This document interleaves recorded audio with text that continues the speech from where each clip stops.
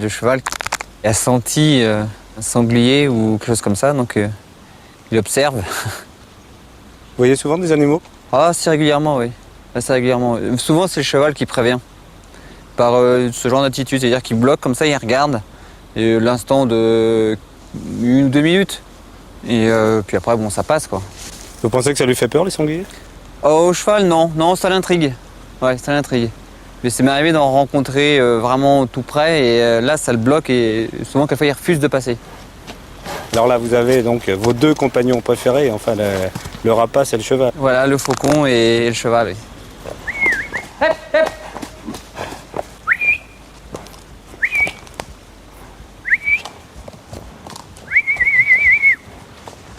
Je fais ce qu'on appelle des promenades suitées, c'est-à-dire que je lâche l'oiseau et l'oiseau est censé me suivre sur de nombreuses distances qui varient entre quelquefois plusieurs kilomètres et quelques mètres. Tout dépend en fait des conditions et du stade de dressage de l'oiseau.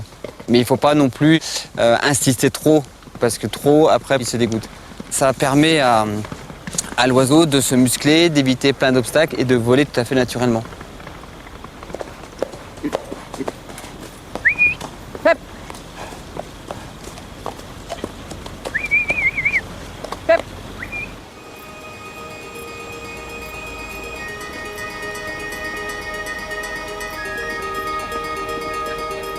On regarde pratiquement la même chose. Enfin, c'est instinctif. Vous regardez quoi? Une proie potentielle pour l'oiseau ou un animal qui va surgir d'un seul coup. Et en fait, le fait d'observer le cheval, ça m'indique quelque chose qui se passe. Et le regard de l'oiseau m'indique aussi quelque chose qui, moi, me permettra de parer à un écart brusque du cheval ou l'oiseau qui va s'affoler. Voilà. Donc, c'est une équipe. Tout à fait, oui. C'est vous le patron, quand même. C'est moi le patron, oui.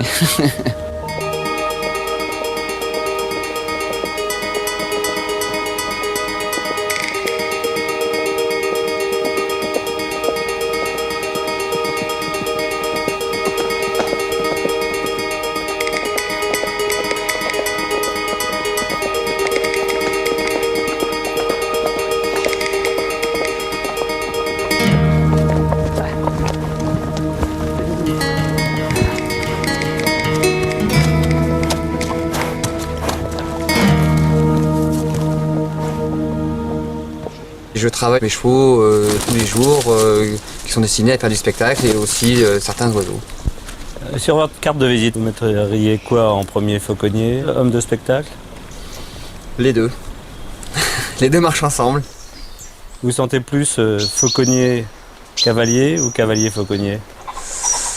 Je dirais que ça dépend des circonstances. Ça dépend des circonstances. On peut pas. Aujourd'hui, je pourrais pas dire que je suis plus cavalier que fauconnier. Non, les deux marchent ensemble et j'essaye de faire les deux au mieux.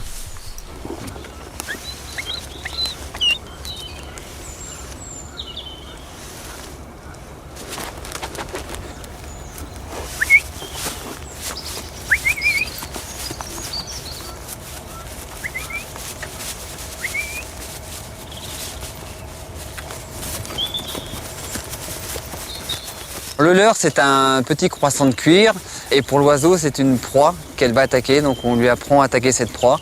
Et quand l'oiseau arrive à hauteur du leurre, on va faire une esquive, c'est ce qu'on appelle une passe. Donc l'oiseau va essayer de l'attraper et au dernier moment, tac, on lui enlève.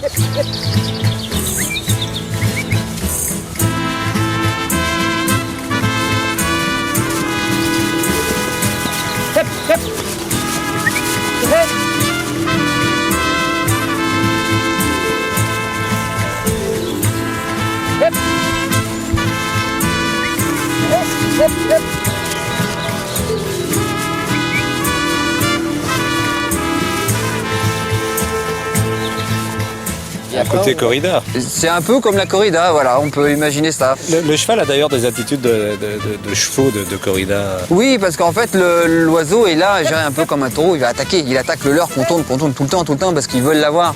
Et justement, de temps en temps, on lui donne dans une passe, c'est-à-dire qu'au lieu de lui enlever, on lui donne. Donc il sait très bien qu'il peut l'attraper, donc il va constamment attaquer.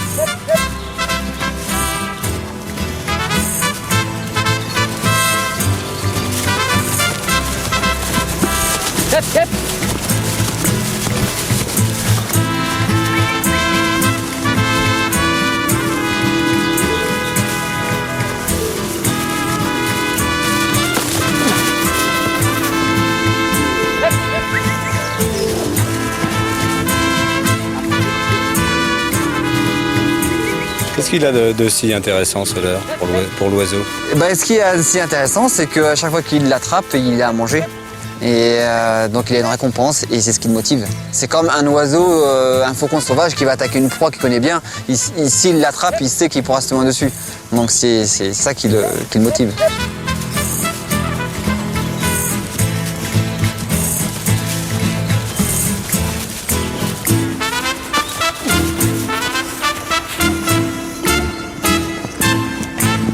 Quand il prend le leurre, il le prend par en dessous comme un oiseau de chasse Oui, parce que souvent l'oiseau arrive justement à hauteur du leurre et quand on le lance en l'air, le leurre est au-dessus, donc il fait une ressource, tac, pour l'attraper. Ouais.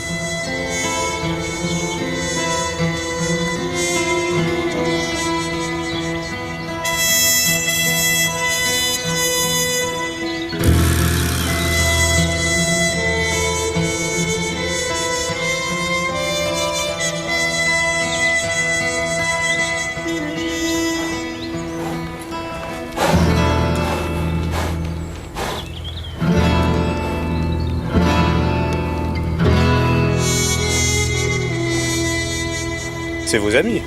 Oui, c'est mes amis, mes compagnons de travail. Donc ce cheval, c'est un jeune cheval entier de 6 ans, c'est un Lipizzan. Donc les Lipizzans, ce sont les chevaux de l'école de Vienne. J'ai choisi cette race pour plusieurs raisons. La première, c'est leur souplesse naturelle, parce que ce sont des chevaux qui sont quand même sélectionnés depuis plusieurs siècles, donc pour la haute école.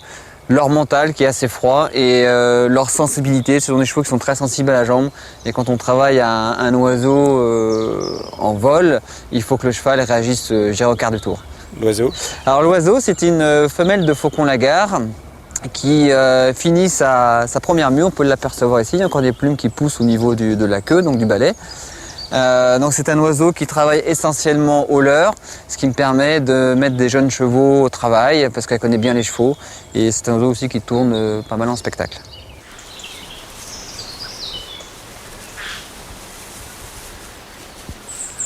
Qu'est-ce qui est le plus difficile dans la fauconnerie à cheval? Ce qui est le plus difficile, c'est d'associer les deux dans n'importe quelle condition, et surtout quand on chasse, par n'importe quel temps. Mais une fois que les deux ont compris ce qu'on leur demandait, après c'est du travail quotidien. La difficulté souvent c'est d'approcher l'oiseau par rapport au cheval, parce que les chevaux ont souvent très peur, et vice versa, il y a des oiseaux qui ont très peur des chevaux. Catherine, on va essayer d'approcher l'oiseau et le cheval. Donc ce que tu vas faire, c'est que dès qu'il va être à hauteur, tu vas le caresser un petit peu pour le mettre en confiance. Et puis moi, je vais approcher avec l'oiseau. D'accord?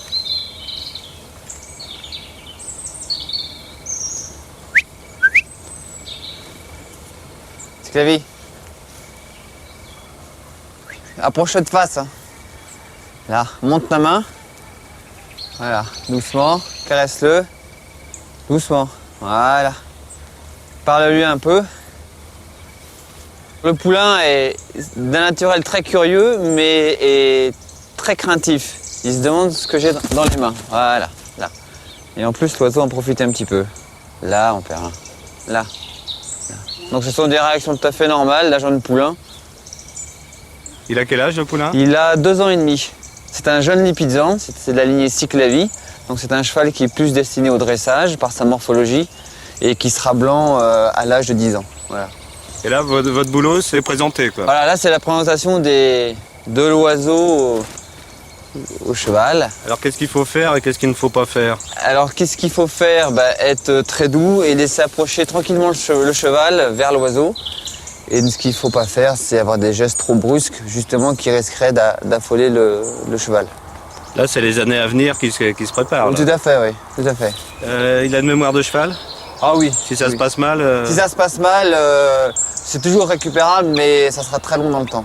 Il faut mieux que ça se passe bien dès le départ. Et l'oiseau, lui, il est d'accord, lui, c'est un vieux L'oiseau, pescard. oui, un petit peu inquiet parce qu'il voit très bien que le cheval ne le connaît pas. Et forcément, a des réactions de peur qui sont tellement naturelles et qui risquent un petit peu d'affoler l'oiseau. Mais ça, c'est pas grave. Un petit oiseau comme ça peut faire peur à un gros cheval. Un éléphant, oui. Ouais. Oui, tout à fait, oui. Oui.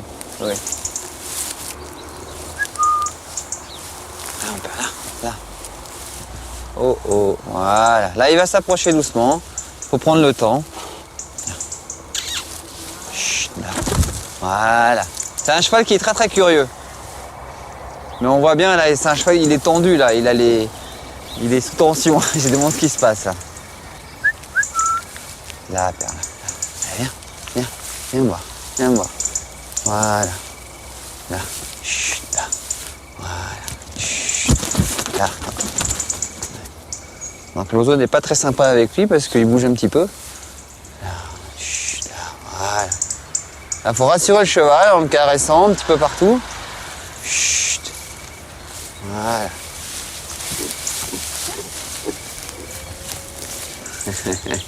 On peut lire dans l'œil du cheval ce qui va se passer. Oh oui, en le regardant bien, oui, tout à fait, oui. Dans ses oreilles aussi, dans son attitude en général. Chut, doucement. Là, viens me voir. Là, Perle. Voilà. Mais dans un premier temps, il faut mieux que le cheval soit totalement libre. Et comme ça, s'il a peur, il s'en va, c'est pas grave. Il faut mieux le laisser prendre peur et naturellement, il va revenir. Là, même l'oiseau est plus calme, ça se voit. Ils commencent à s'accepter tous les deux. Voilà. C'est émouvant. Ouais. Vous pensez qu'ils travailleront un jour ensemble? Oh oui, on travaille ensemble, oui. Voilà, qu'est-ce que c'est là? Là, c'est ton futur copain. Oui.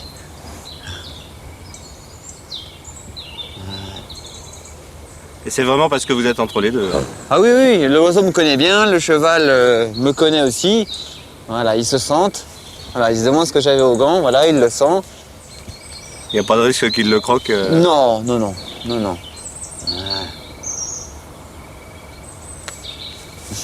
Le contact du cheval est une découverte olfactive d'abord. Mais il faut qu'il sente quand même. Qu'il prenne l'odeur. Ah oui, il faut qu'il touche avec ses petits poils, là, petits débris qu'il a sur le bout du museau.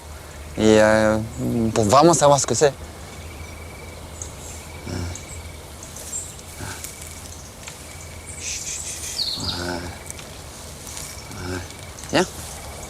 Viens.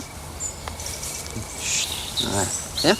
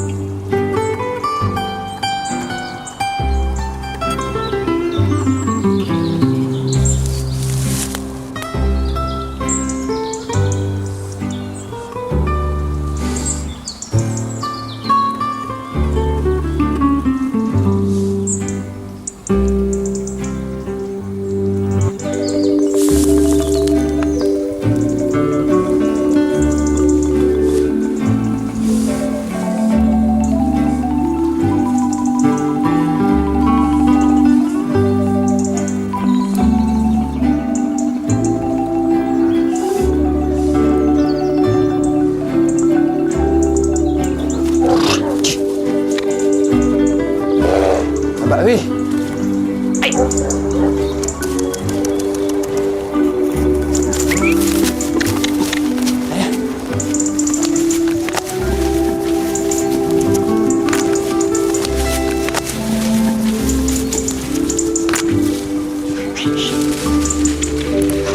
On s'amuse de temps en temps ensemble, pas trop parce que c'est un entier, on crée comme ça des relations tout en gardant ses distances, ça permet au cheval d'avoir, de me connaître un peu plus et ça me permet aussi de le connaître.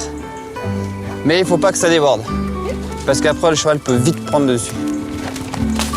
C'est un avantage quand même, c'est très très beau. Oui, c'est toujours sympa de voir un cheval galoper en liberté et qui, je dirais, qui ressort toutes ses allures un peu de mâle parce que c'est un jeune mâle et c'est vrai que c'est agréable à regarder. Une allure de mâle, c'est quoi? Oh, bah c'est toujours la queue un peu en panache, une encolure un petit peu en colure. Enfin, ça se présente quoi. Ça ronfle un petit peu et c'est toujours sympa. Et ça permet de voir sur des angles assez courts comment il tourne et comment il utilise son arrière-main.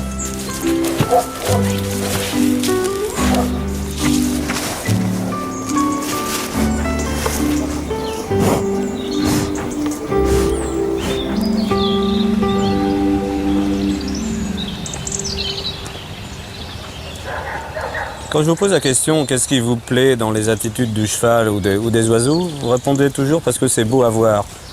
L'aspect esthétique est important pour vous?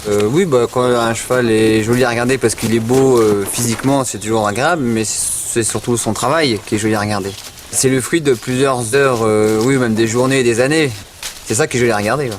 Quand vous partez comme ça avec le cheval, les oiseaux qui sont altiers et vous-même, lequel est le plus fier là? Oh bah je dirais les trois doivent être fiers. Parce qu'à partir du moment où on est à cheval, on rentre pas dans une autre époque, mais c'est un autre domaine. Et faut se prêter un petit peu au jeu. Mais sans non plus déborder dans des attitudes qui riment à rien. Pas bouger, pas bouger. Là. On n'a pas trop de ces deux mains là, hein? Non, bah là oui. Ok, s'il te plaît. Voilà. Il y a le jeune poulain qui l'appelle. Donc forcément, comme c'est un entier, là. Alors comment vous levez les perdrix? Oh bah là il faut fouler le sol, il faut marcher tranquillement. Et dès qu'on en aperçoit un petit peu à vue, on met l'oiseau en vol. Et après c'est le hasard quoi. Il faut que l'oiseau soit bien positionné. Et au moment où on le sent bien positionné, ben on avance un peu plus vite sur les perdrix pour qu'elles s'envolent. Et en espérant que il y a une attaque et une prise. Il faut avoir un œil d'aigle. Oui, il faut beaucoup observer. Il faut beaucoup observer avant d'agir. Allez, hop. Allez.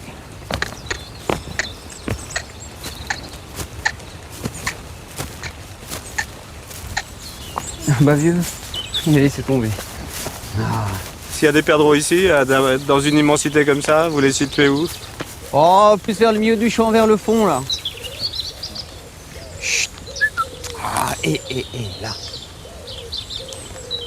Allez, hep, hep, hep, hep.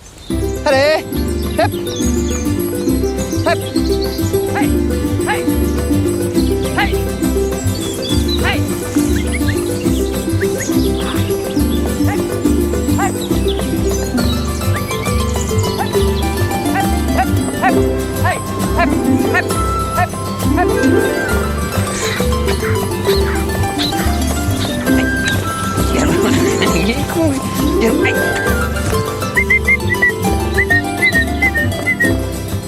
Quand on chasse la perdrix, en fait on bat la campagne à cheval et on essaie de repérer des compagnies de perdreaux. Une fois qu'on les a repérés, on met l'oiseau en vol, qui est habitué à suivre le cheval.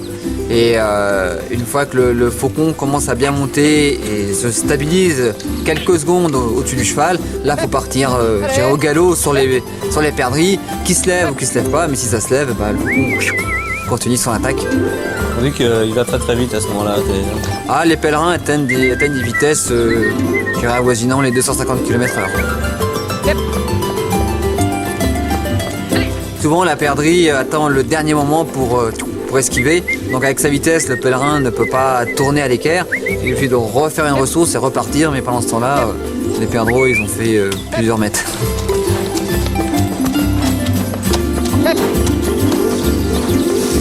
Il va l'avoir.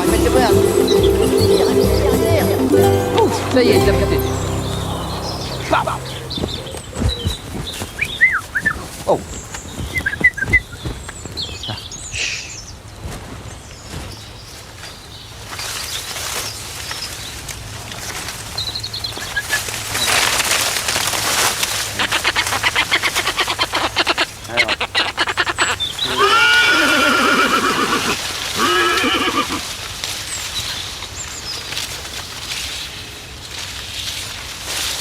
J'essaie à voir.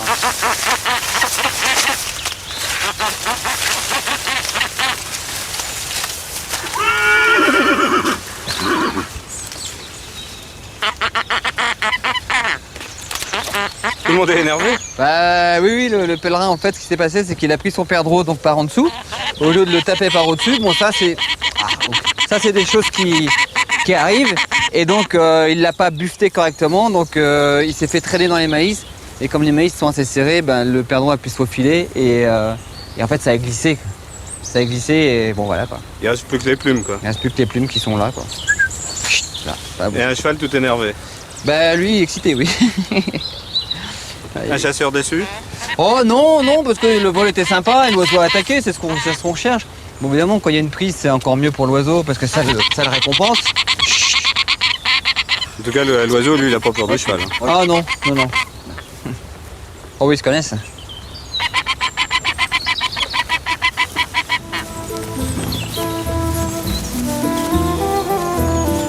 C'est du travail de tous les jours. Tous les jours, les oiseaux volent et tous les soirs, les chevaux travaillent ou retravaillent si le travail ne m'a pas satisfait.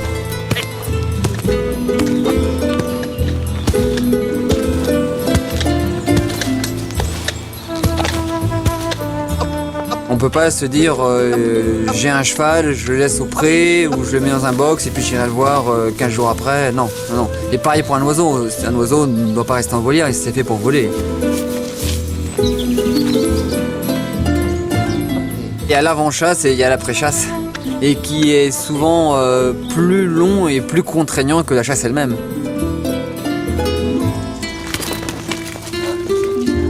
C'est une plume de quoi? C'est une plume de chouette effraie, c'est une plume d'aile. Donc tu vas me donner un coup de main, tu vas prendre un gant, celui qui va le mieux, oui celui-là. Je vais te donner l'oiseau et on va lui rallumer un petit peu le bec. D'accord. T'es prête? C'est bon. Voilà. Tu défais ton gant, enlève ton gant, tu lui mets sur les pattes. Voilà.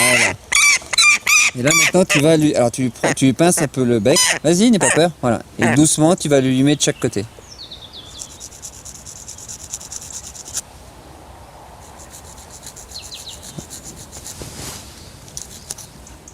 Faut faire ça tous les combien?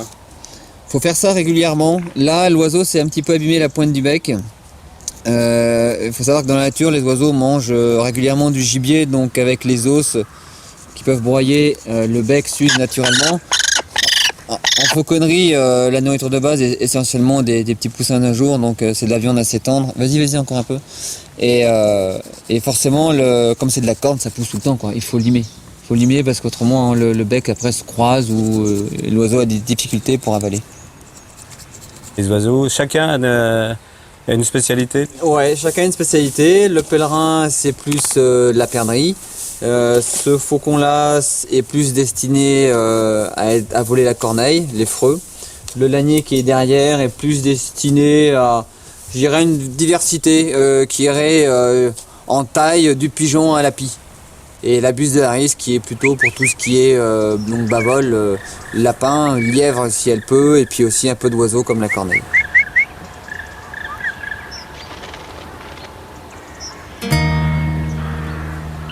Quand on chasse la corneille, c'est une chasse à vue. Souvent, elle se laisse un petit peu approcher du fait d'être à cheval parce que souvent, elles n'associent pas le fait d'avoir une prédation soudaine venant d'un cheval. Et ce qui nous permet de les approcher assez près parce qu'une corneille, c'est quand même très malin. Et dès qu'on est assez près, on lâche, quoi. Et puis ça prend pas, tant pis. Au moins, on voit l'oiseau voler. Il y a des jours où les animaux sont plus en forme que d'autres? Ah oui, oui. Oui. Chaque oiseau a ce qu'on appelle un poids de vol, parce qu'on les pèse tous les jours. Et les chevaux, quand on rentre dans le box, ça se voit à son attitude si le cheval est prêt ou pas prêt, et s'il n'a pas envie ou s'il a envie. Donc d'après ça, je dirais qu'on établit un plan de travail entre guillemets.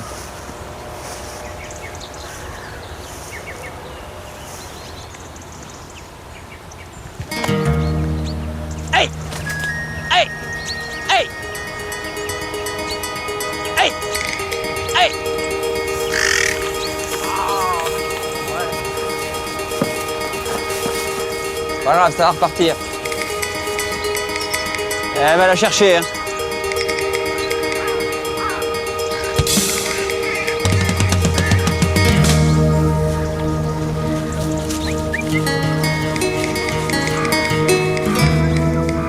On dit que on fait jeûner, on affame même les oiseaux de proie pour qu'ils chassent, c'est vrai? Non, on les affame pas du tout. Non, c'est pas vrai. En fait, l'oiseau trop maigre ne volera pas parce qu'il ne se sentira pas en forme. Et un oiseau gras ne sera pas motivé pour venir sur un gant. Donc il faut un juste milieu.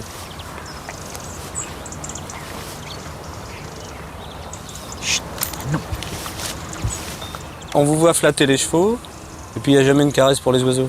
Les oiseaux, par principe, ne se caressent pas. Pour la simple et bonne raison que sur leur plumage, ils ont une petite protection d'huile qui les protège de notamment la pluie et l'humidité. Et si on les caresse, on va enlever cette protection. Et ça, c'est la première chose. Et la deuxième chose, la main, ça peut être un signe d'agression pour eux et qui peut se retourner contre nous avec un coup de serre ou un coup de bec. Et ça peut faire mal.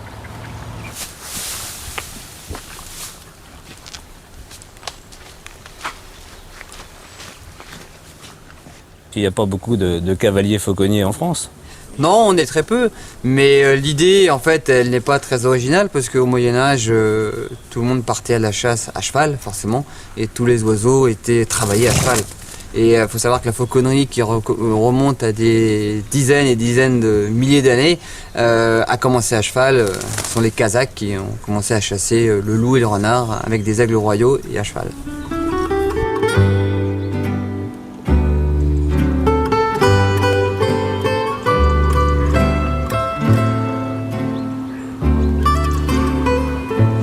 Est-ce que vous pensez que cette activité, qui est si vieille, a encore quelques décennies devant elle? Oh oui, je dirais, elle a de l'avenir plutôt dans le milieu du spectacle. Après, la chasse, c'est plutôt pour son plaisir. Mais dans le milieu du spectacle, présenter des oiseaux à cheval et les faire travailler à cheval, à partir du moment où le cheval travaille, ça donne une autre dimension à la fauconnerie. Et pour beaucoup de personnes, c'est du jamais vu. Alors que ça a des siècles et des siècles d'existence.